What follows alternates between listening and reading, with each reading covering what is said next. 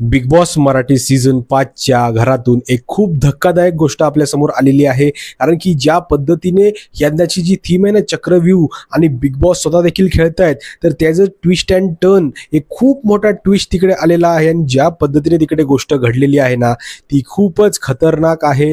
कारण की या आठवड्यात आपल्याला तिकडे 4 सदस्य नॉमिनेट झालेले दिसले होते आणि त्यामधून 2 सदस्य बाहेर गेलेले आहेत असं आपल्याला समजत आहे।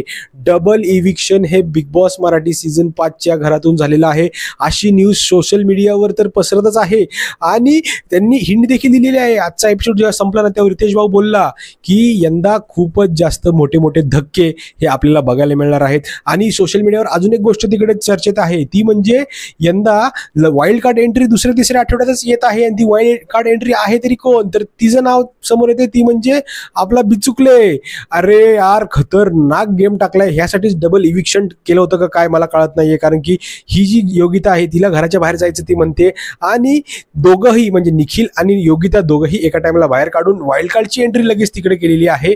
असं काहीतरी प्लॅनिंग आहे असंच मला आता वाटायला लागलेलं आहे। कारण की ज्या पद्धतीने यंदा खरंच सगळेजण चक्रव्यूहात अडकलेत, कंटेस्टंट तर अडकलेत, पण प्रेक्षक देखील चक्रव्यूहात अडकलेले आहेत। तुमचं काय मत आहे या गोष्टीवर, डबल इव्हिक्शनवर, नक्की कमेंट करून सांगा। कारण की तुमचं एक एक मत हे खूप जास्त महत्त्वाचं। मित्रांनो, भेटूया पुढच्या व्हिडिओमध्ये। तोपर्यंत जय हिंद, जय महाराष्ट्र।